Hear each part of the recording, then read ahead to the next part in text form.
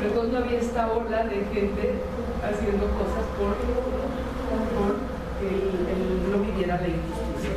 Entonces, bueno, ese es el tema. Y yo les voy a platicar en términos como ya muy generales. A mí este texto tiene 4 categorías, 4 planteamientos. Una primera le llamo el sufrimiento polisémico y existencial. El otro se llama la fractura del vínculo institucional. El otro le llama el sufrimiento como redención. El otro se llama el paso del dolor al sufrimiento como capacidad de agencia. Y el otro, el sufrimiento e injusticia. Y luego algunas líneas de conclusión les voy a comentar así, como de una manera muy rápida, cada uno de los apartados. Bueno, Sofía y yo nos hemos metido al asunto de las emociones desde 2 perspectivas. Una perspectiva, son 3 perspectivas. Una perspectiva es el entender a las emociones desde el campo de las vincularidades. Nada sencillo, porque bueno, eso ya lo habíamos adelantado ahí un preámbulo.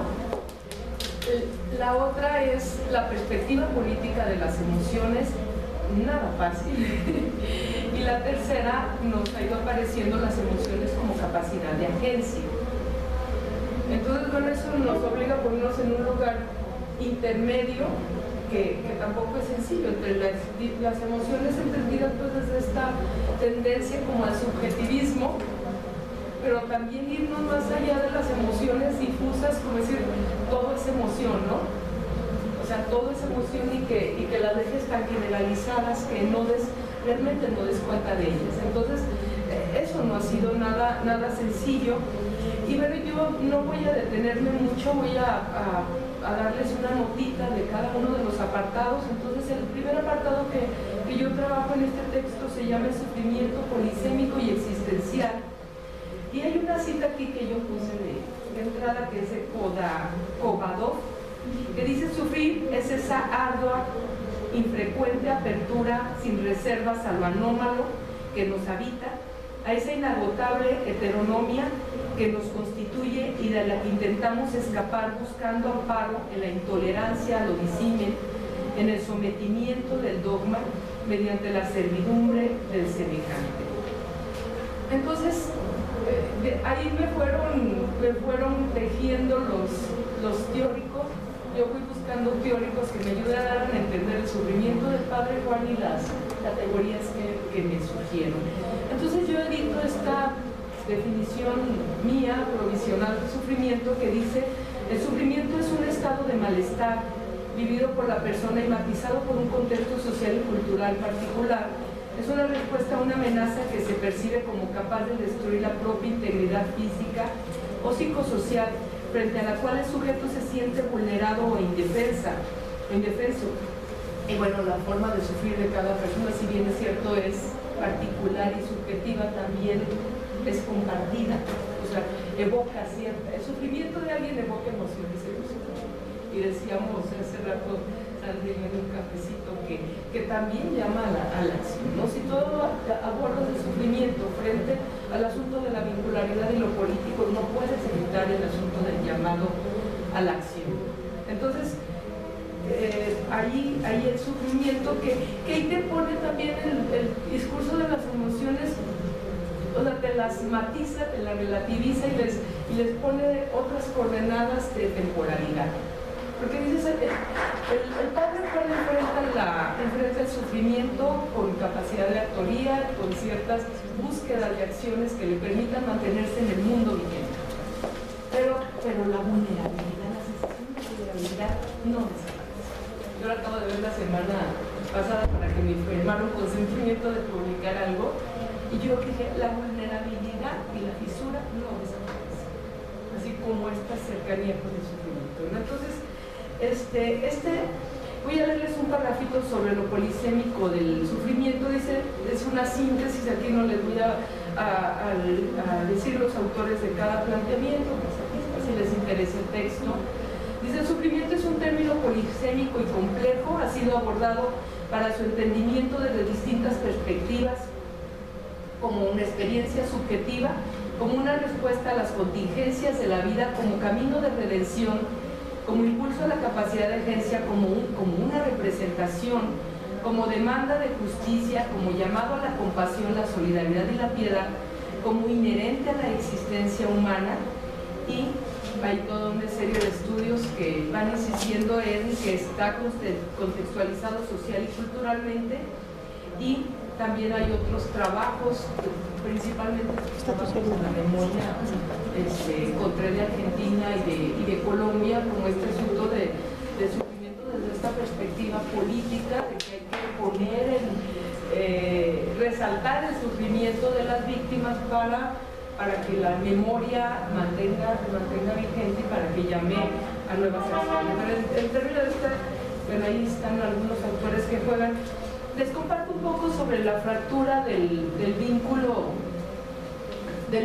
institucional, y voy a leerles unos parrafitos. El sufrimiento es un estado de malestar vivido por la persona y matizado por un contexto, en este ya lo leímos.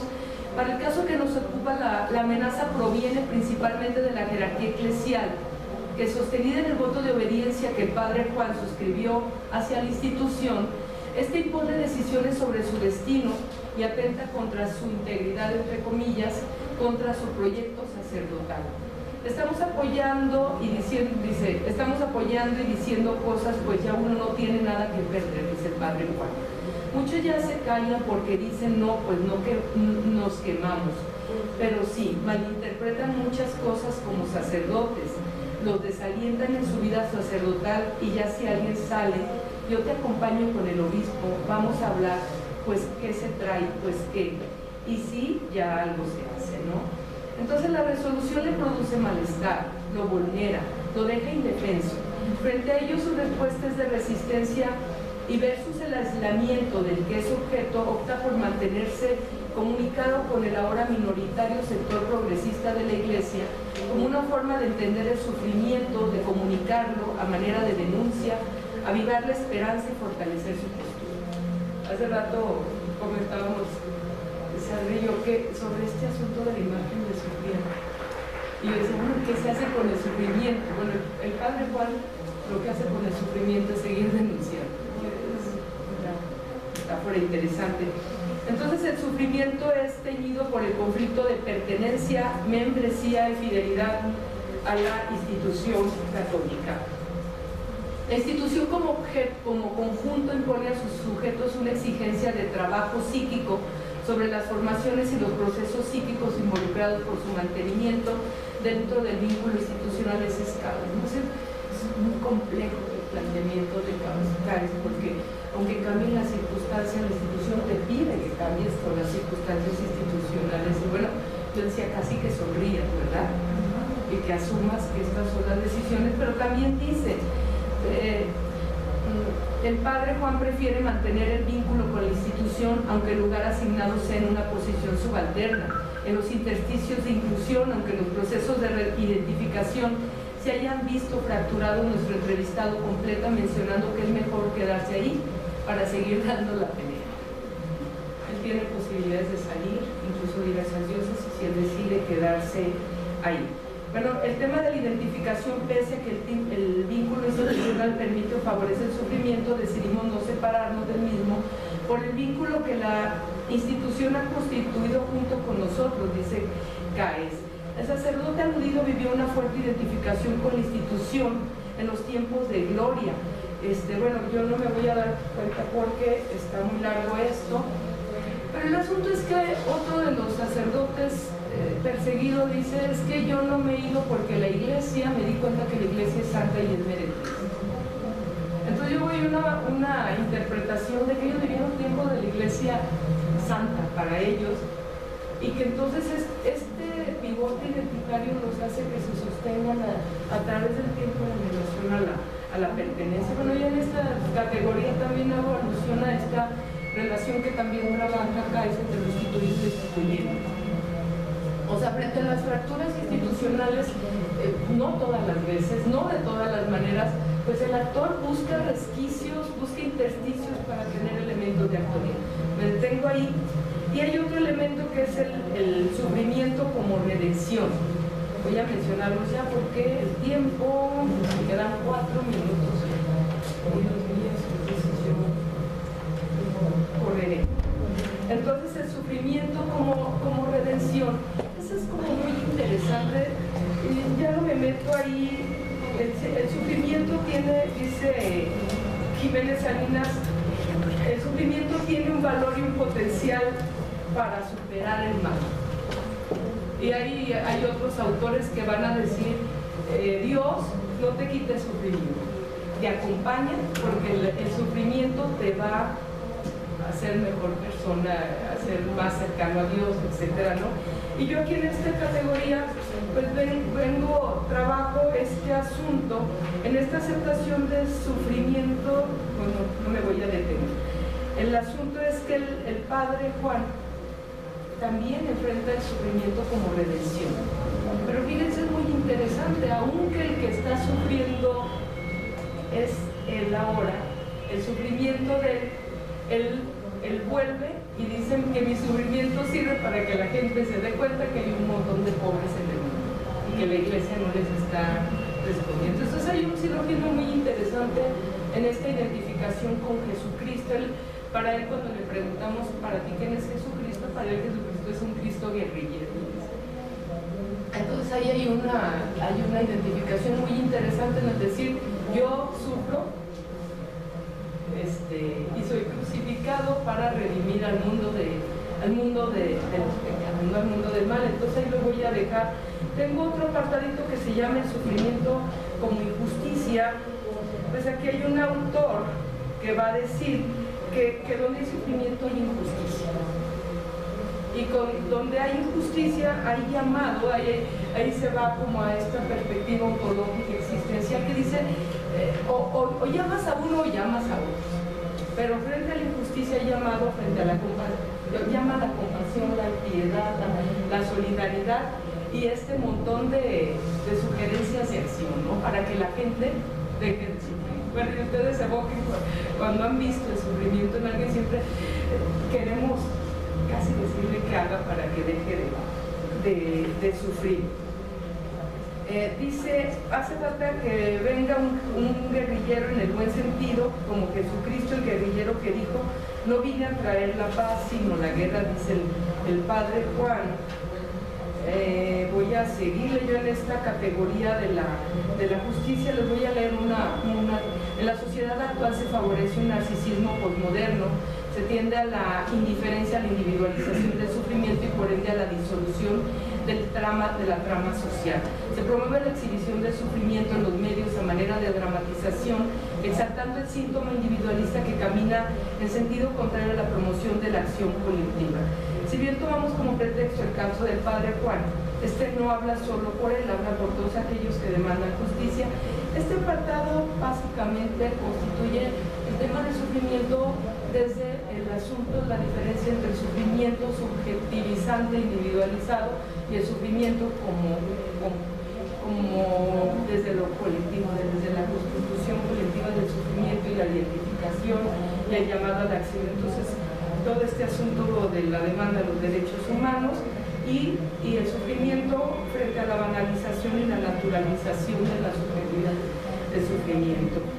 Y bueno, el asunto del sufrimiento como capacidad de agencia, creo que ya lo hemos comentado a lo largo de o sea, como el padre, ahí hay unos autores bien interesantes que a mí me llamó la atención porque yo empecé también con este lugar común del entendimiento del sufrimiento, que todos lo hemos oído, que dicen que el dolor no se exige, pero no se elige, pero que el sufrimiento es opcional, ¿sí o no? Ahora todo el mundo sabemos de esto. Pero a mí me parece una serie de autores que van a plantear que el sufrimiento son estos acontecimientos que a todos nos suceden, o sea, tienen que ver con estos acontecimientos que nos suceden en la vida, que nos fracturan nuestra continuidad existencial y que nos fisuran, nos vulneran, pero que también son estas oportunidades. Hay un autor incluso que habla de sabiduría. Entonces, el silogismo es muy interesante porque habla, acepta el sufrimiento, nómbralo, edítalo como parte de tu existencia y edita o inaugura otra etapa de tu vida. Y entonces, bueno, iban a decir los autores que si esto sucede, o sea, avanzarás en sabiduría, ¿no? Entonces ella hay como una discusión muy interesante en este sentido del sufrimiento como capacidad de agencia. Y yo me imaginaba decir, pero es que ahí hay dos elementos, o sea, y un elemento es, estos autores van a hablar de que hay gente que constituye su identidad y su existencia alrededor de una existencia sufriente. O sea, vienes para sufrir, pero también algo que comentábamos es que también cuando me siento mal, sufro, no necesariamente eso implica que de veras haya sufrimiento. Ahí nos da para rato, me dará la vida para leer los 2 párrafos de conclusión. 2 párrafos de conclusión. El sufrimiento es un prisma de múltiples caras y aristas, lo cual conlleva un campo de exploración inagotable, igual que el tema de las emociones, ya que el sufrimiento es parte del paso del hombre y la mujer por el mundo, es parte del asunto de la humanización en términos más antropogenéticos, ¿no? En su perspectiva existencial. También es una vivencia profundamente subjetiva, pero al mismo tiempo implica la relación con el otro desde diversas perspectivas y posibilidades. El sufrimiento nos remite a un entendimiento como un continuo entre lo público y lo privado. Nos invita a posturas éticas e incluyentes, por ende no puede desligarse de lo político, ni de la biografía del sujeto, ni del entorno social para su entendimiento. El sufrimiento es una emoción social que no aparece sola, aparece como constelación emocional acompañada de la piedad, la compasión, la indignación, el miedo, el enojo, la solidaridad, la desesperanza, la esperanza, la angustia, la ansiedad y la tristeza, emociones que yo no exploré, entre otras. Desde esta lente invita muchas veces a la acción, pero también al ocultamiento y a la teatralización. También el sufrimiento se oculta y se oculta también por el otro que convive íntimamente con el sufriente, ¿no? En el caso, aquí viene el texto, el sufrimiento del padre Juan no solo, a algunos les evoca indignación, pero a otros les evoca, desobedeció, merece su castigo, ¿no?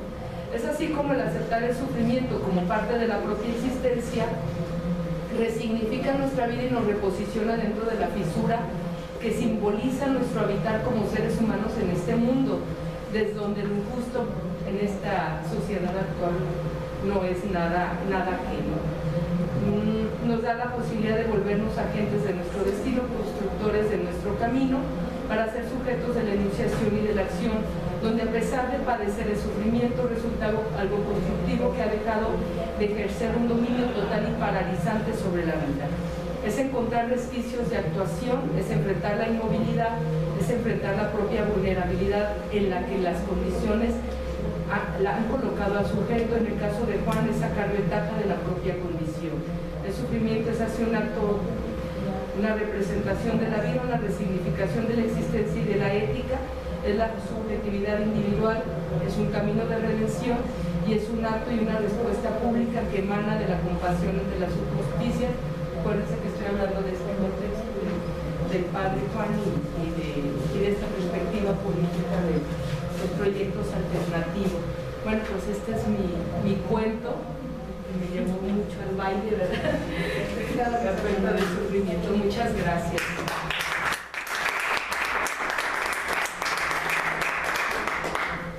Bien, les decía que teníamos tres niveles en la mesa de hoy. Para los que no estuvieron al comienzo del primer trabajo, que el autor no está hoy, sin embargo es un trabajo que nos permitiría, y ustedes lo podrán seguramente consultar después entre los que estén en la web, esta relación ya bastante estudiada del Estado, digamos de la nación, del sentimiento nacional de las personas, ¿sí? Aquí pasamos a esta otra nivel de la relación de una institución, digamos, casi equiparable en su poder y en su capacidad, digamos, de formular un mundo de emociones para la pertenencia que es, digamos, la Iglesia Católica, pero también todas las iglesias en realidad se caracterizan por eso, ¿no? Por su capacidad para hacer esto, digamos, incluso para